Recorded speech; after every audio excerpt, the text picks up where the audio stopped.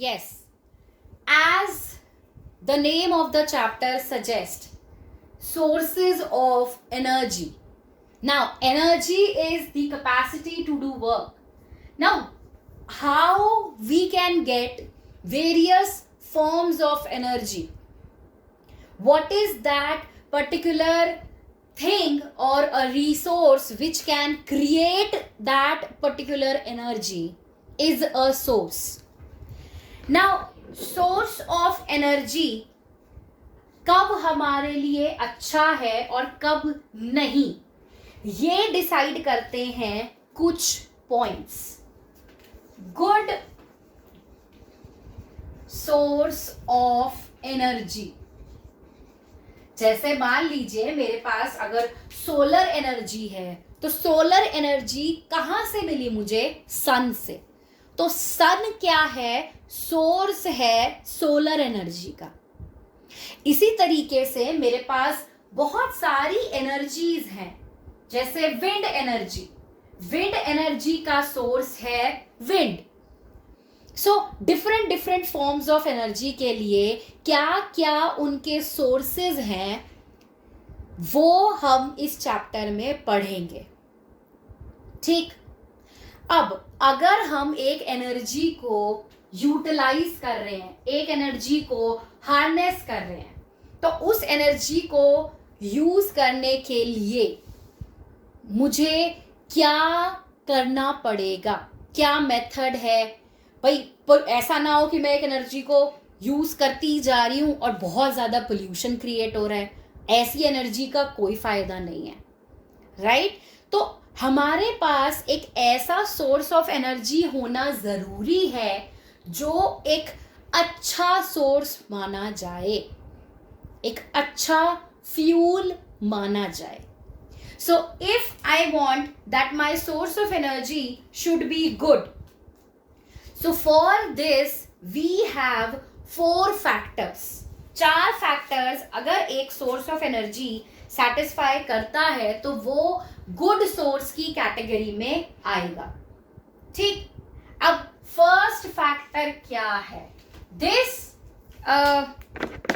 first factor is this source of energy should do a large amount of work.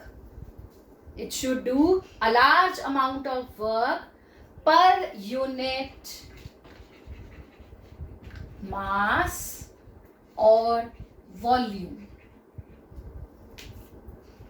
मतलब अगर मैं मान लीजिए 10 kg फ्यूल लेती हूं, तो 10 kg फ्यूल ज्यादा से ज्यादा वर्क करे, वो एक गुड सोर्स है. मतलब इसको मैं इन शॉर्ट कह सकती हूं, लेस इनपुट लार्ज आउटपुट. कम फ्यूल लगाना पड़े और एनर्जी ज्यादा प्रोड्यूस हो जाए. Less input large output. Clear? दूसरा पॉइंट क्या है? That it should be easily accessible. Easily accessible मतलब आराम से अवेलेबल हो. ऐसा नहीं है कि मुझे एक फ्यूल यूज करना है और उस फ्यूल को ढूंढ के निकालना ही मुश्किल हो जाए. जैसे मान लीजिए अगर मुझे कोल यूज करना है, राइट? कोल हीटिंग पर्पसेस के लिए यूज करना है, तो अब कोल कहाँ से मिलेगा? कोल माइन से. तो ऐसा नहीं है कि पता नहीं कितनी माइन हमें अंदर तक पहले डिग करनी पड़ेगी, खोदनी पड़ेगी, फिर कहीं जाके लगा कि अरे कोल है ही नहीं. सो ऐसा ना हो. एक ऐसा सोर्स ऑफ एनर्जी हमें चाहिए जो इजीली एक्सेसिबल हो, इजीली अवेलेबल हो, ताकि हम उसको अच्छे से यूटिलाइज कर सके. थर्ड फैक्टर है that it should be easy to transport and store. ऐसे सोर्स ऑफ एनर्जी को आराम से ट्रांसपोर्ट किया जा सके और स्टोर किया जा सके। मतलब मान लीजिए मुझे कोल मिल गया, मैंने एक माइन को खोदा, उसमें से बहुत सारा कोल मिल गया।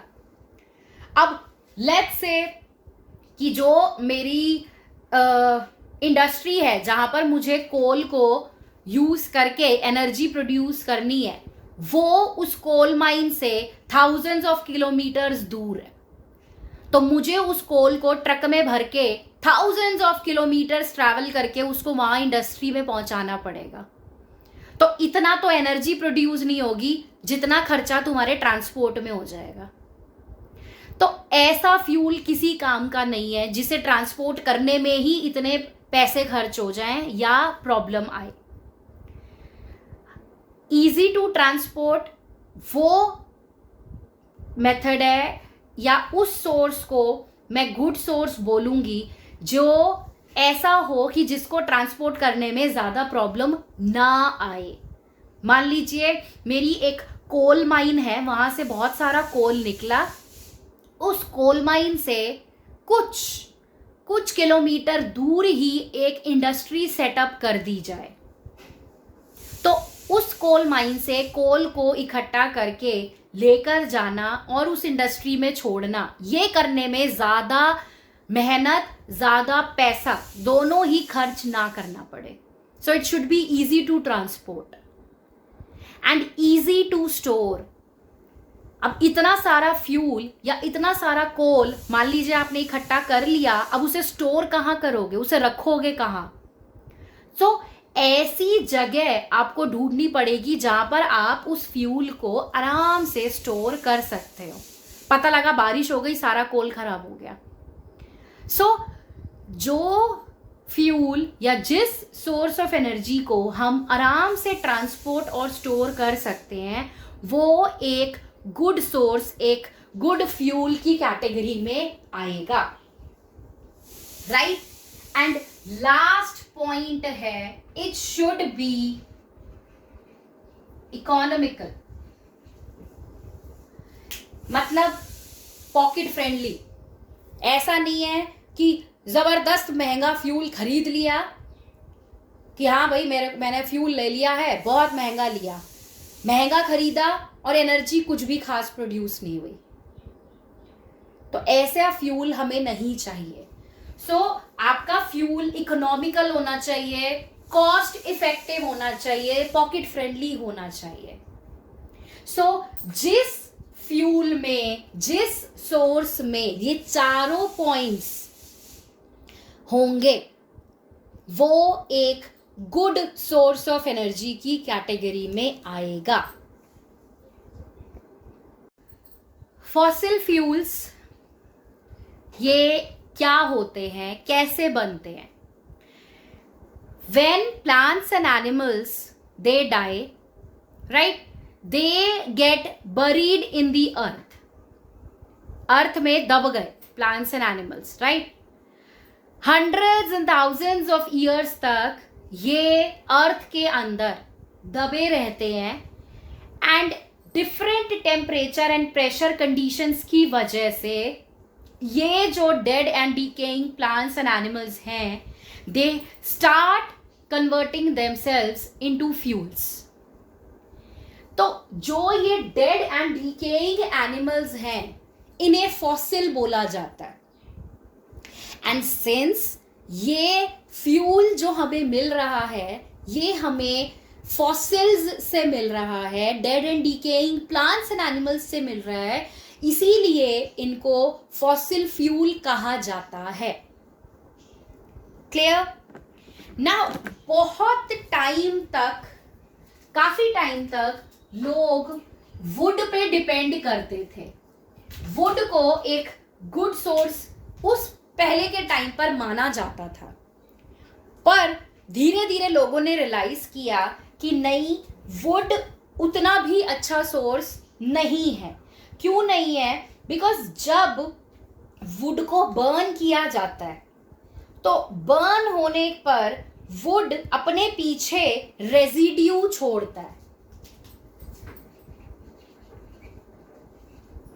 जब आप वुड को बर्न करते हो एनर्जी प्रोड्यूस कराने के लिए, बर्न होने के बाद वुड अपने पीछे रेजिड्यू छोड़ रहा है। क्या रेजिड्यू होता है? वो ऐश, राख। वुड को बर्न करोगे तो राख बन जाता है लास्ट में वो। प्लस वुड को बर्न करने से बहुत ज्यादा एनर्जी भी ऑब्टेन नहीं होती, बल्कि स्मोक काफी प्रोड्यूस होता है। यस। तो जब ये चीजें लोगों ने ऑब्जर्व करी कि नहीं भाई, वुड को यूज करने से तो ऐश भी प्रोड्यूस हो रही है, स्मोक भी प्रोड्यूस हो रहा है, यानी कि जो एनवायरमेंट जिसमें हम रह रहे हैं, हम उस एनवायरमेंट को पोल्यूट कर रहे हैं, right? So people started utilizing fossil fuels. अब फॉसिल फ्यूल्स में क्या आ जाते हैं आपके? Coal and petroleum. Yes, coal and petroleum, these are the two fossil fuels. In fossil fuel को यूज करने के लिए लोगों ने काफी मेहनत करी। कोल माइन से कोल निकालने शुरू करे, अर्थ खोद खोद के पेट्रोलियम जनरेट करना स्टार्ट किया, राइट? सो उनको फॉसिल फ्यूल्स मिल गए यूटिलाइज करने के लिए। ठीक। फॉसिल फ्यूल को यूज करने का ड्रॉबैक क्या हुआ? सबसे पहले फॉसिल फ्यूल्स की जो सप्लाई थी वो लिमिटेड थी, लिमिटेड सप्लाई, क्योंकि लोगों ने इतना एक्सेसिव यूज करना स्टार्ट कर दिया कोल एंड पेट्रोलियम का कि ये चीजें धीरे धीरे खत्म होने लगी। एंड जब धीरे धीरे खत्म होएगी तो नेचुरली सप्लाई क्या हो जाएगी? लिमिटेड, बहुत ज्यादा अवेलेबल नहीं होगा लोगों को, राइट? दूसरा ड्रॉबैक क्या था? Non renewable source. Non renewable क्या होता है? Which cannot be replenished again. Yes, which you cannot regenerate again, right? जिसको आप दोबारा से नहीं बना सकते। So coal and petroleum non renewable sources थे। लोगों ने इतना एक्सेसिव यूज स्टार्ट कर दिया कि कोल एंड पेट्रोलियम को कि इनकी सप्लाई बिल्कुल ही लिमिटेड हो गई। फिर जब ये नॉन रिन्यूएबल रिसोर्स थे तो दोबारा से बन भी नहीं पा रहे थे जल्दी, because it takes millions of years to form fossil fuels. इतनी जल्दी तो बनते नहीं जितना जल्दी लोगों ने इन्हें खत्म करना शुरू कर दिया, राइट? तो ये कुछ ड्रॉबैक्स थे, लेकिन फॉसिल फ्यूल यूज करने के फायदे भी थे। क्या फायदे थे? कि वुड के कंपैरिजन में फॉसिल फ्यूल्स जो थे वो लेस पोल्यूशन क्रिएट करते थे, क्योंकि फॉसिल फ्यूल्स ने क्या करा कि जो कंबशन प्रोसेस थी उसकी एफिशिएंसी को बढ़ा दिया। वुड को बर्न करने में ज्यादा हार्म था, ऐश और स्मोक ज्यादा प्रोड्यूस होता था, जबकि फॉसिल फ्यूल्स को बर्न करने में एफिशिएंसी बढ़ गई कंबशन प्रोसेस की, जिसकी वजह से पोल्यूशन कम हुआ। सेकेंडली, जो हार्मफुल गैसेस या जो ऐश या स्मोक वुड को बर्न करने पर निकलती थी वो हार्मफुल गैसेस भी कम हो गई।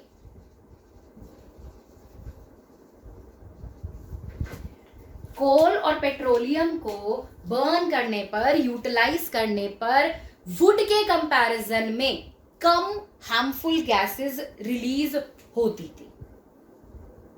सो इसीलिए फॉसिल फ्यूल्स को काफी ज्यादा स्केल पर लोगों ने यूटिलाइज करना स्टार्ट कर दिया था। एंड यही रीजन था कि फॉसिल फ्यूल्स जल्दी खत्म होने लगे। आज की डेट में कहाँ सुनते हो आप कि हाँ ओ भाई इतना सारा कोल मिला? नहीं सुन पाते, right? So fossil fuels no doubt coal and petroleum दोनों फायदेमंद थे हमारे लिए, बिकॉज वुड के कंपैरिजन में कम पोल्यूशन करते थे, कम हार्मफुल गैसेस रिलीज करते थे। लेकिन एक्सेसिव यूज की वजह से, सिंस ये फ्यूल्स नॉन रिन्यूएबल हैं, इसकी वजह से सप्लाई लिमिटेड हो गई, लोगों को ये फ्यूल्स मिलने ना के बराबर हो गए। Now it was thermal power plants. Thermal power plants. Now the word thermal, this word thermal means heat. Okay, so यहां पे क्या किया गया, थर्मल पावर प्लांट्स क्या होते हैं?